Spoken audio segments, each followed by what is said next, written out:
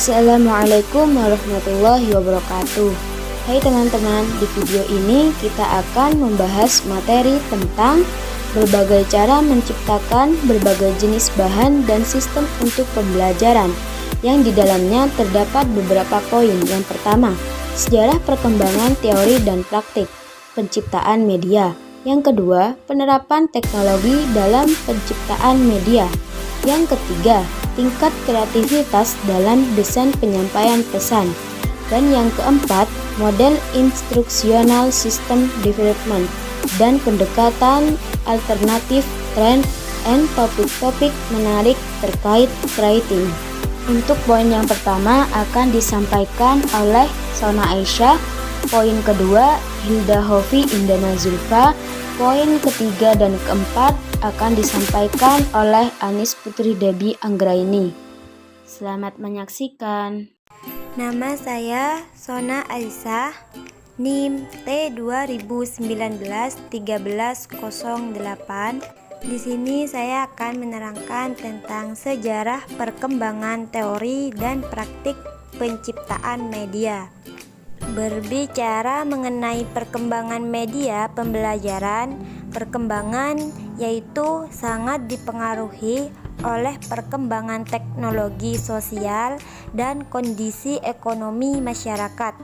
Pada sejarah perkembangannya, pada tahun 1900-an, penggunaan media visual, media gambar untuk proses pembelajaran itu dipengaruhi oleh perkembangan teknologi, perkiraan ataupun surat kabar, di mana dengan tumbuh pesatnya surat kabar, maka para guru mulai menggunakan gambar-gambar untuk mendukung proses pembelajarannya, sehingga ada sebuah gerakan yang dikenal dengan gerakan visual.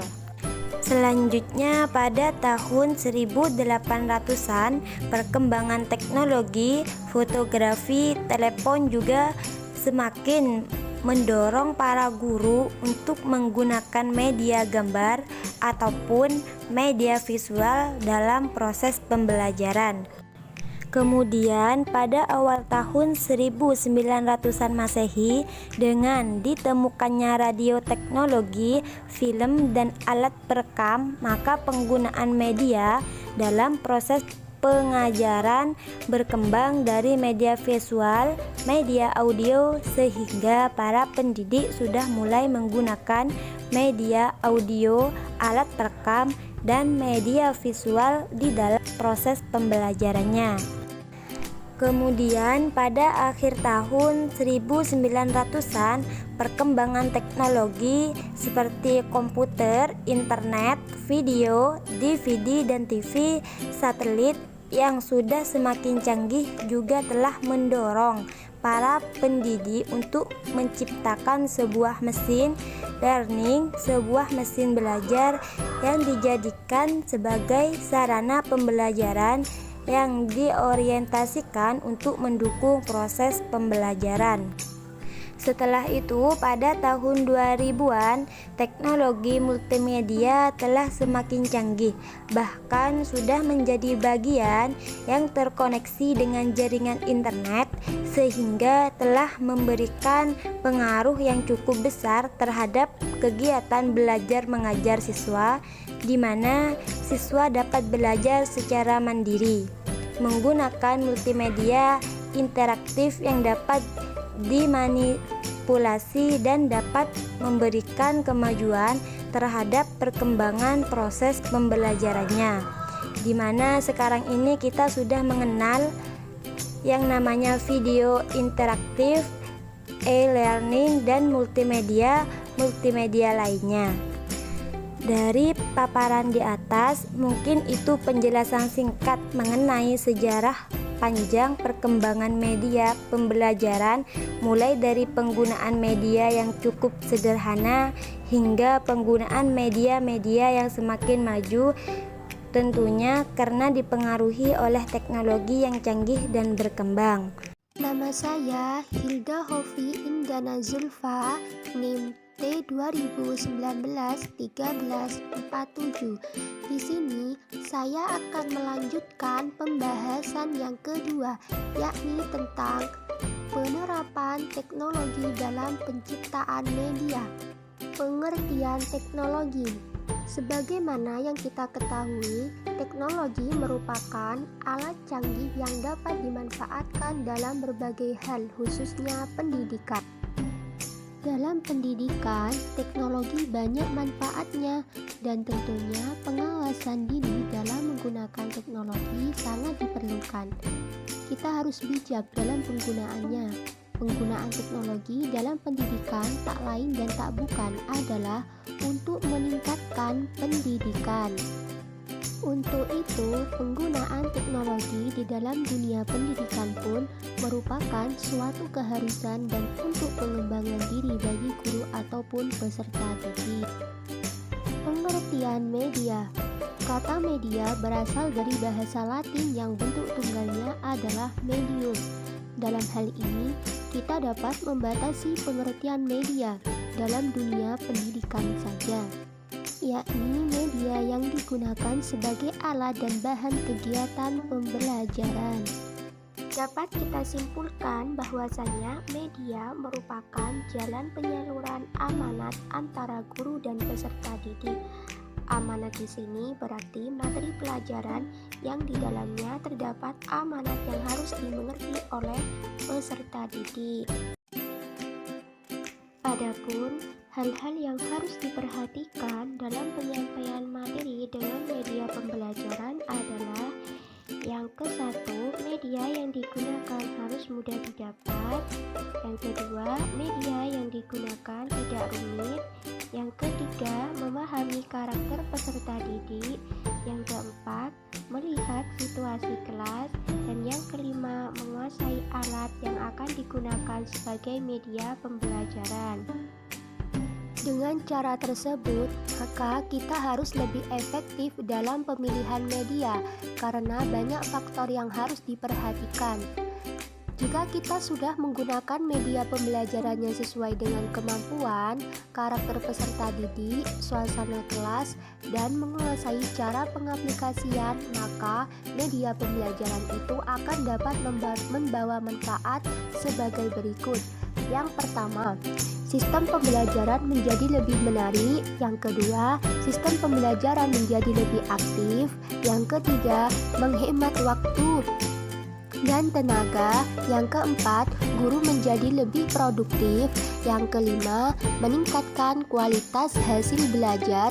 Dan yang keenam, dapat dilakukan di mana dan kapan saja. Perkenalkan, nama saya Anis Putri Debi Anggraini, NIM T2019-1345. Untuk materi yang ketiga yaitu tingkat kreativitas dalam desain penyampaian pesan. Pengertian kreativitas. Kreativitas merupakan salah satu potensi yang ada dalam diri manusia sebagai perwujudan dirinya atau aktualisasi diri. Semakin diasah, kreativitas tersebut akan semakin meningkat. Kreativitas dapat dikenali dan ditingkatkan melalui pendidikan yang tepat. Dalam hal pengajaran, pendidikan merupakan objek kreativitas bagi peserta didiknya dan begitu sebaliknya. Kreativitas guru adalah kemampuan seseorang yang menciptakan sesuatu yang baru atau kombinasi dari hal-hal yang sebelumnya, yang berguna dan dapat dimengerti. Selanjutnya, aspek kreativitas. Guilford dalam Sternberg pada tahun 1999 mengemukakan beberapa faktor penting yang merupakan aspek dari kemampuan berpikir kreatif, yaitu yang pertama, kelancaran berpikir atau fluency of thinking, yaitu kemampuan untuk menghasilkan banyak ide yang keluar dari pemikiran secara cepat. Dalam kelancaran berpikir, yang perlu ditetapkan adalah kuantitas bukan kualitas. Yang kedua, keluasan berpikir atau flexibility, yaitu kemampuan untuk memproduksi sejumlah ide, jawaban atau pertanyaan yang bervariasi, melihat suatu masalah dari sudut pandang yang berbeda-beda, serta mampu menggunakan bermacam-macam pendekatan atau cara pemikiran. Yang ketiga, elaborasi pikiran atau elaboration, yaitu kemampuan mengembangkan suatu gagasan dan menambahkan atau memperinci detail-detail dari suatu objek gagasan atau situasi sehingga menjadi lebih menarik.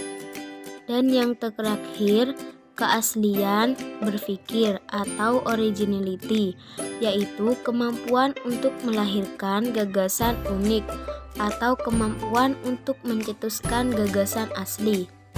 Selanjutnya, desain pesan, yaitu suatu perencanaan untuk menjadikan bentuk fisik dari pesan. Desain pesan merupakan kawasan teknologi pendidikan yang mencakup desain sistem pembelajaran, desain pesan, strategi pembelajaran, dan karakteristik pembelajaran. Desain pesan pembelajaran merupakan tahapan yang penting untuk dilakukan oleh guru. Pada tahapan awal mendesain pesan dimulai dengan menganalisa pembelajaran, merumuskan tujuan, menentukan tugas atau bahan ajar, dan mendeskripsikan materi dan kerangka konseptual. Hal ini agar proses belajar mengajar dapat berlangsung secara efektif. Agar seorang guru dalam menggunakan media pendidikan yang efektif, setiap guru harus memiliki pengetahuan dan pemahaman yang cukup tentang media pendidikan atau pengajaran. Pengetahuan tersebut menurut Umar Hamalik yang meliputi: yang pertama, media sebagai alat komunikasi guna lebih mengefektifkan proses belajar mengajar. Yang kedua, media berfungsi sebagai alat untuk mencapai tujuan pendidikan. Yang ketiga, penggunaan media dalam proses belajar mengajar. Yang keempat, hubungan antara metode mengajar dengan media pendidikan. Yang kelima, nilai dan manfaat media pendidikan. Yang keenam, memilih dan menggunakan media pendidikan. Yang ketujuh, mengetahui berbagai jenis alat dan teknik media pendidikan. Yang kedelapan, mengetahui penggunaan media pendidikan dalam setiap mata pelajaran yang diajarkan. Dan yang terakhir, melakukan usaha-usaha inovasi dalam media pendidikan.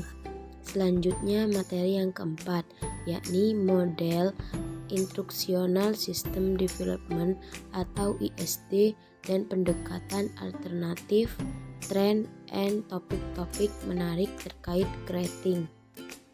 Salah satu model desain pembelajaran yang mengacu pada pendekatan sistem yang ada adalah Instructional System Development atau ISD oleh Dick dan Carey. Dick dan Carey memandang desain pembelajaran sebagai sebuah sistem dan menganggap pembelajaran adalah proses yang sistematis. Menurut Dick and Carey, pada tahun 2001, pendekatan sistem selalu mengacu kepada tahapan umum sistem pengembangan pembelajaran atau Instructional System Development (ISD). Komponen model Dick and Carey meliputi pembelajaran, pengajar, materi, dan lingkungan. Demikian pula, di lingkungan pendidikan nonformal, model ini meliputi warga belajar atau pembelajar, tutor atau pengajar, materi, dan lingkungan pembelajaran. Semua berinteraksi dalam proses pembelajaran untuk mencapai tujuan yang telah ditetapkan. Model Dick and Carey memiliki 10 langkah pembelajaran yang sistematis, dari mengidentifikasi tujuan umum pembelajaran sampai melaksanakan evaluasi. Hal ini membuat model ini dinilai sebagai model yang paling sesuai dengan kurikulum di Indonesia. baik kurikulum di sekolah menengah maupun sekolah dasar. Adapun langkah-langkah pembelajarannya, yaitu yang pertama, mengidentifikasi tujuan umum pembelajaran. Tahapan pertama dalam model ini adalah untuk menentukan kompetensi apa yang diharapkan dapat dilakukan oleh siswa setelah menyelesaikan pembelajaran. Yang kedua, menjalankan analisis pembelajaran. Dick and Carey pada tahun 1985 mengatakan bahwa tujuan pembelajaran yang telah diidentifikasi perlu dianalisis untuk mengenali keterampilan dan pengetahuan yang relevan diperlukan oleh siswa untuk mencapai kompetensi atas tujuan pembelajaran. Yang ketiga, menganalisis peserta didik dan konteks. Dalam model Dick and Carey, analisis terhadap siswa yang akan belajar dan konteks pembelajaran. Kedua langkah ini dapat dilakukan secara bersama-sama atau paralel. Yang keempat, merumuskan tujuan pembelajaran khusus. Berdasarkan analisis instruksional, seorang perancang desain sistem pembelajaran perlu mengembangkan kompetensi atau tujuan pembelajaran spesifik atau instruksional objektif yang perlu dikuasai oleh siswa untuk mencapai tujuan pembelajaran yang bersifat umum. Yang kelima, mengembangkan instrumen penilaian. Berdasarkan tujuan kompetensi khusus yang telah dirumuskan, langkah selanjutnya adalah mengembangkan alat atau instrumen penilaian yang mampu mengukur pencapaian hasil belajar siswa. Hal ini dikenal dengan istilah evaluasi hasil belajar. Yang keenam, mengembangkan strategi pembelajaran. Yang ketujuh, mengembangkan dan memilih materi pembelajaran. Materi pembelajaran di sini meliputi semua berkas yang dibutuhkan dalam pembelajaran seperti acuan instruktur, model siswa, transparansi, rekaman video, belajar berbasis komputer, dan halaman web untuk pembelajaran jarak jauh. Yang kedelapan, mendesain dan melaksanakan evaluasi formatif. Evaluasi dalam pembelajaran merupakan bagian penting yang harus dilakukan. Yang kesembilan, merevisi bahan pembelajaran. Merevisi bahan pembelajaran perlu untuk dilakukan. Hal ini ditunjukkan untuk menyempurnakan bahan pembelajaran sehingga lebih menarik, efektif bila digunakan dalam keperluan pembelajaran. Yang ke-10, mendesain dan melaksanakan evaluasi sumatif. Melalui evaluasi sumatif, suatu desain pembelajaran yang memiliki dasar keputusan penilaian yang didasarkan pada keefektifan dan efisiensi dalam kegiatan belajar mengajar dapat ditetapkan dan diberikan nilai. Itu saja penjelasan dari kami. Terima kasih. Wassalamualaikum warahmatullahi wabarakatuh.